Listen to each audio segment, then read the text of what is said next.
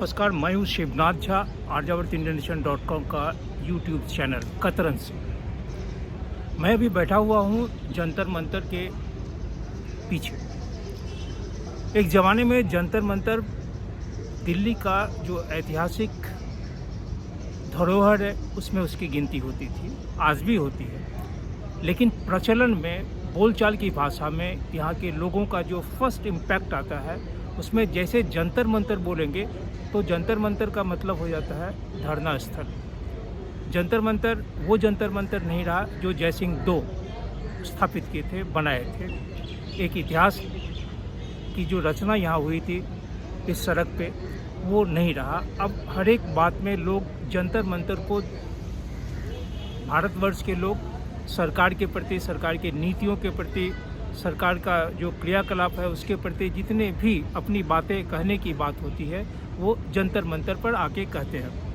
यहाँ धरना देते हैं, जितनी भी बातें हैं यहाँ आके उपद्रव होता है। ये जंतर मंतर का इलाका चतुर्दिक, अगर पार्लियामेंट स्ट्रीट से जो रास्ता जंतर मंतर की तरफ जाता है उस रास्ते को बंद कर दिया जाए, या फिर रायसीना रोड से जो रास्ता अशोक रोड होते हुए जंतर मंतर की ओर चौराहे से अंदर आता है, अगर इस बीच के पोर्शन को बंद कर दिया जाए तो इसके दोनों तरफ तो मकान है। यह एक तरह से जालियांवाला बाग की तरह दोनों तरफ दीवार, और आप चारों चतुर्दिक बंद, कहीं बाहर निकल नहीं सकते हैं।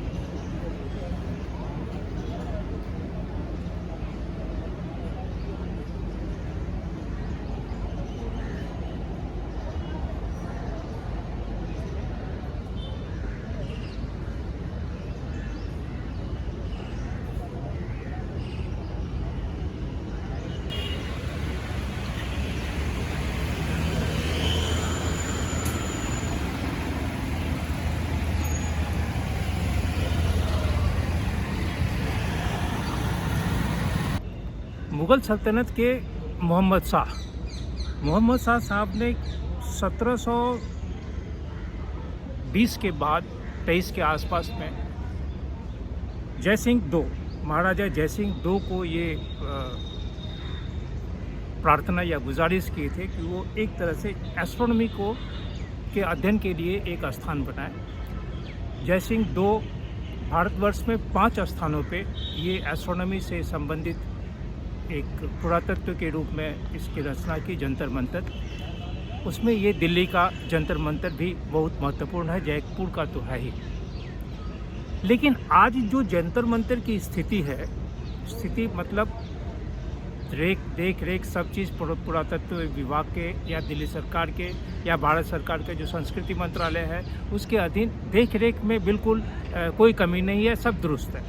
परंतु जंतर मंतर पर डिमॉन्स्ट्रेशन आने के बाद भारत सरकार द्वारा जब जंतर मंतर को, बोट क्लब को बंद करके जंतर मंतर पे लोग आए, यहाँ पे डिमॉन्स्ट्रेशन करने लगे, तो यहाँ बहुत तरह की, जैसे सुरक्षा व्यवस्था के दृष्टिकोण से देखेंगे तो यहाँ से पार्लियामेंट 1 किलोमीटर पे भी नहीं है। यहाँ से पार्लियामेंट थाना करीब आधा किलोमीटर नहीं 50 कदम पे है।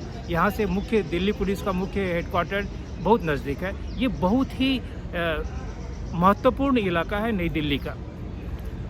तो जंतर मंतर का नाम अब जंतर मंतर से नहीं, अब मूलतः बोलेंगे तो धरना स्थल के रूप में जंतर मंतर दिल्ली में या दिल्ली के बाहर भारतवर्ष के अन्य इलाकों में जाना जाता है। जैसे हर एक राज्य में या हर एक राज्य के जो मुख्यालय हैं, राजधानी है, वहाँ पे एक तरह से हड़ताली चौक है जहाँ आके लोग अपनी बातें सरकार के प्रति, सरकार के विरुद्ध, जो नीतियों के विरुद्ध जितनी बातें होती है वो सब आके उस हड़ताली चौक पे बोलते हैं। 1723 या 1724 में बना यह जंतर मंतर का पूरा इलाका आज एक तरह से हड़ताली चौक हो गया है। भारतवर्ष के सभी क्षेत्रों से तरह तरह के लोग इस जगह पे आके अपनी बात लाउड स्पीकर पे बोलते हैं, अपनी बात पुलिस के साथ लड़ाई करके, युद्ध करके अपनी बात सरकार तक पहुंचाते हैं। बहुतों की बात पहुंच पाती है, बहुतों की बात नहीं पहुंच पाती है। यह जंतर मंतर जहां मैं बैठा हुआ हूं, ये वही जगह है जहां अन्ना साहब अपने आंदोलन किए थे और उस आंदोलन के बाद फिर दूसरे जगह फिर रामलीला मैदान में आंदोलन हुआ। और आज की दिल्ली की जो सरकार है केजरीवाल साहब का, वो उसी आंदोलन का एक उपज है। जंतर मंतर पे प्रदर्शनकारियों का एक जो ठिकाना, नया ठिकाना बना था, इससे पहले दिल्ली में बोट क्लब पे यह कार्य होता था। लोग वहाँ धरना देते थे, वहाँ डिमॉन्स्ट्रेशन करते थे, वहाँ से अपनी आवाज़ सरकार तक पहुँचाते थे। इसका वजह यह था कि बोट क्लब राजपथ पे स्थित है और राजपथ से जब हम ऊपर चढ़ते हैं रायसीना हिल की तरफ, तो दाहिने तरफ नॉर्थ ब्लॉक, आगे राष्ट्रपति भवन, प्राइम मिनिस्टर का कार्यालय और तमाम जो कोने पे, दाहिने कोने पे पार्लियामेंट, तो वहाँ से उनकी बातें बहुत सरल रूप से, बहुत अच्छे तरीके से पहुँचता था। लेकिन 80 के लास्ट में और 88 के दशक में एक जो सबसे महत्वपूर्ण बात हुई, दशक के उत्तरार्ध यानी 1988 के आसपास भारतीय किसान यूनियन के एक बहुत बड़े नेता के रूप में उभरे महेंद्र सिंह टिकैत। 88 में टिकैत ने मेरठ कमिश्नरी में ऐतिहासिक घेराव किया। इसके तुरंत बाद उसने 25 अक्टूबर को दिल्ली में किसान पंचायत बुलाए। कहा जाता है कि उस वक्त करीब 14 राज्यों से 5 लाख से अधिक किसान दिल्ली के बोट क्लब पर एकत्रित हुए। पूरी दिल्ली ठप हो गई थी। किसानों ने अपने ट्रैक्टर, बैलगाड़ी भी बोट क्लब पे लाके खड़ा कर दिया था। उस वक्त मामला बहुत ज़्यादा उलझ गया था। इसके टिकैत के दिल्ली आने से पहले 87 में श्यामली में एक बहुत बड़ी घटना घटी थी। उसमें किसान ट्यूबवेल की बिजली की दरें बढ़ गई थी और इससे किसान बहुत परेशान थे। इस विरोध में पुलिस ने एक बहुत बड़ी गलती ये की और गोलियां चला दी। उस 80 के दशक में यह भी कहा जाता है कि 80 के दशक में जो 2 प्रमुख नेता थे, चौधरी चरण सिंह और देवीलाल, वे थोड़े सुस्त हो गए थे। थोड़ी उनकी जो क्रिया कार्यक्रम था, उनका जो राजनीतिक उठापटक उस ज़माने में होता था, वो थोड़ा मध्यम हो गया था, जिससे किसानों के मन में एक तरह से भय नहीं बोलेंगे, लेकिन एक इनसिक्योरिटी की भावना उनमें उत्पन्न हो गई थी कि उनका क्या होगा। इसी चीज़ को लेकर 17 अक्टूबर 1986 में उत्तर प्रदेश के सिसौली में महेंद्र सिंह टिकैत के नेतृत्व में भारतीय किसान यूनियन अस्तित्व में आई। महेंद्र सिंह टिकैत द्वारा दिल्ली के बोट क्लब पे जिस तरह से किसानों का आंदोलन हुआ था, शायद आज़ाद भारत उस आंदोलन को, उतनी भीड़ को कभी देखा नहीं। और फिर आज भी उस भीड़ को सिर्फ याद कर सकते हैं। आज की पीढ़ी उस वैसी भीड़ को कभी देख नहीं पाएगी या देखी नहीं है। जब रायसीना हिल से नीचे उतरते हैं, यानी विजय चौक से लेकर इंडिया गेट तक का जो पूरा इलाका है राजपथ का, वो इलाका जिसको हम लोग बोट क्लब भी कहते हैं, वो करीब 3 किलोमीटर का जो इलाका है, वो 1988 में महेंद्र सिंह टिकैत के नेतृत्व में जो आंदोलन चल रहा था किसानों का, उस किसान आंदोलन में इतना ज़्यादा प्रेशर गवर्नमेंट पे पड़ा था कि गवर्नमेंट इस बात के लिए मजबूर हो गई कि यह धरना के लिए या आंदोलनकारियों को एकत्रित होने के लिए यह स्थान सरकार के दृष्टिकोण से सुरक्षित नहीं है, इसलिए इस स्थान को बदलना है।